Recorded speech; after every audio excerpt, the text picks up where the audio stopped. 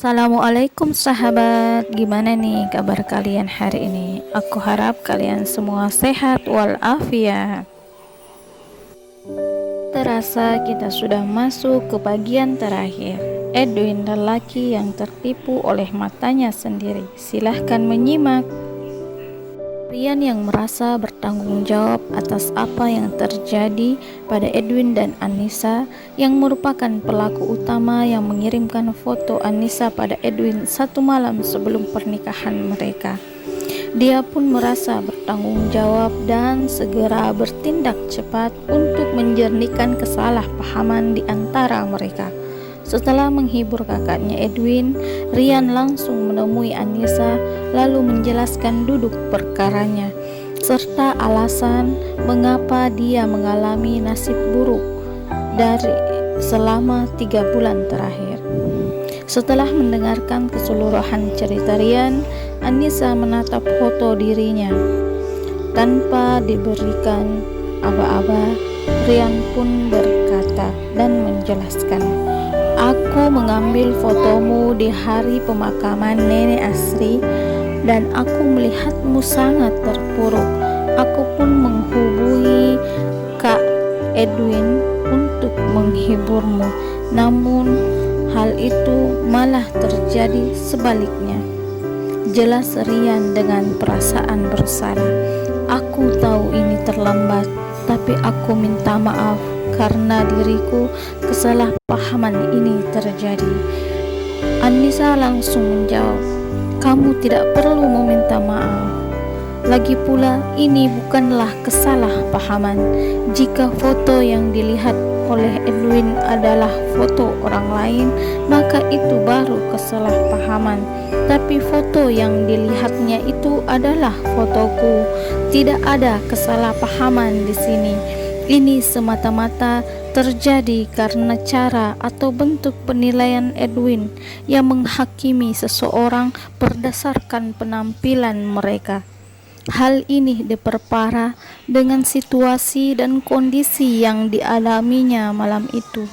Sebelumnya aku sangat marah pada sikap egoisnya, tapi setelah mendengar penjelasanmu, aku merasa kasihan padanya karena dia harus tersiksa dalam mimpi buruknya sendiri selama 3 bulan lamanya.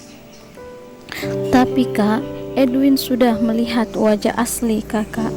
Itulah mengapa dia menyesali semua perbuatan buruknya pada kakak.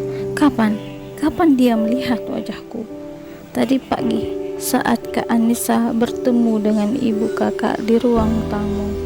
Jadi maksudmu Edwin baru menyadari kesalahannya tadi pagi? Iya Kak. Kak Edwin menceritakan segalanya kepadaku tadi pagi sambil terisak. Dia bahkan ingin meminta maaf pada Kak Anissa. Tolong berikan dia kesempatan kedua. Cukup Rian, rasa bersalah dan cinta adalah dua hal yang berbeda. Jangan sampai kau berasumsi berdasarkan pendapatmu sendiri, tegas Anissa.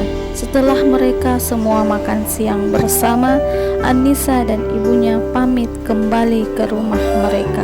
Keesokan harinya, Ridwan menelpon Anissa dan memberitahukan tentang jadwal persidangan yang jatuh pada esok hari pukul 9 waktu Indonesia Tengah. Dan waktu persidangan pun tiba. Dia memegang beberapa lembar kertas di tangannya, sedang Anissa datang dengan masker di wajahnya. Setelah hakim mempersilahkan Edwin mengemukakan pendapatnya, Edwin pun mulai berbicara. "Terima kasih sebelumnya atas kesempatan yang diberikan Pak Hakim kepada saya. Masalah kami bermula 1 malam sebelum pernikahan kami. Saya menerima foto Anissa yang memakai pakaian gelap beserta dengan nomor telepon di bawahnya. Akibat pengaruh alkohol dan stres berat yang saya alami, saya pun melampiaskan kekesalan saya kepada Anissa. Saya tidak hanya mengatakan betapa jeleknya wajahnya. Saya juga menghinanya sebagai wanita licik yang tidak tahu malu, yang merayu ibuku untuk menjodohkan dirinya denganku. Saya bahkan membandingkan dirinya dengan pelacur di jalanan. Di mata saya saat itu, pelacur jalanan 100 kali lebih menarik ketimbang dirinya saat itu. Tidak sampai di situ saja, saya melakukan perbuatan buruk saya selama 3 bulan lebih, dan saya sangat menyesali perbuatan tersebut.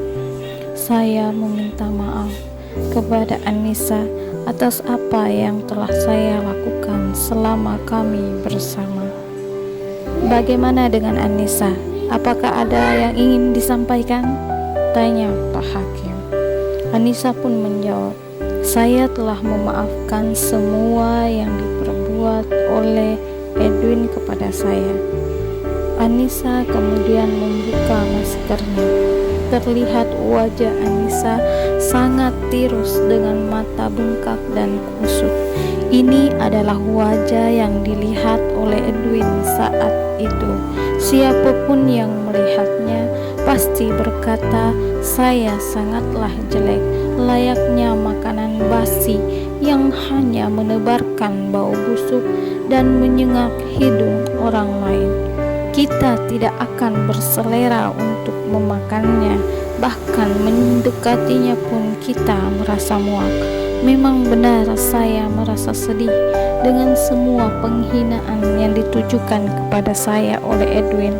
Tapi apa yang dikatakannya hanyalah sebuah pendapat berdasarkan apa yang dilihatnya saat itu.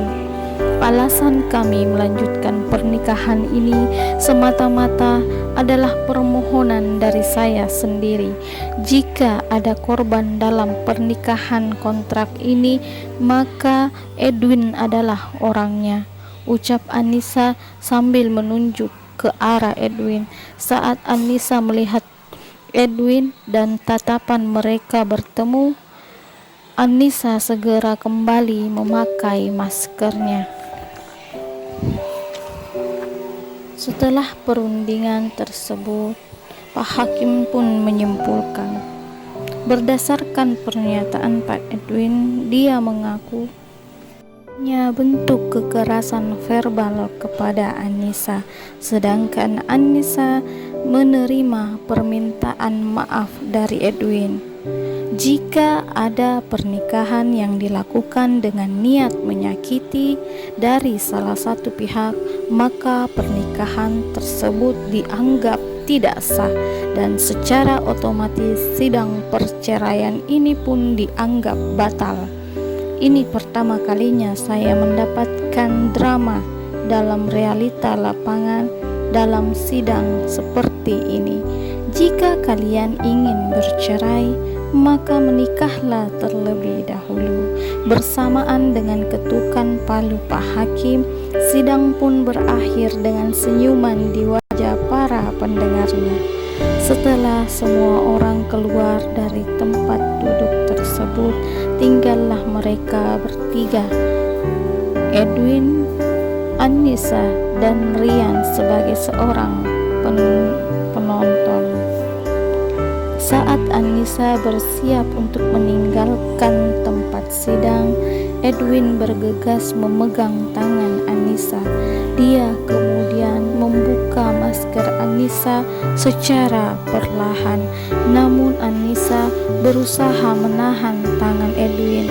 Kemudian dengan lembut, tangan Edwin mencoba membuka maskernya kembali. Edwin mengambil tisu basah di saku kanannya dan melap riasan di wajah Anissa. Edwin tersenyum dan berkata, "Kamu tidak cocok memakai make up yang tebal." Anissa tak bisa menahan senyumannya. Perbincangan mereka berlanjut hingga di depan Pak Penghulu. Rian yang menjadi saksi di antara mereka merasa sangat bahagia.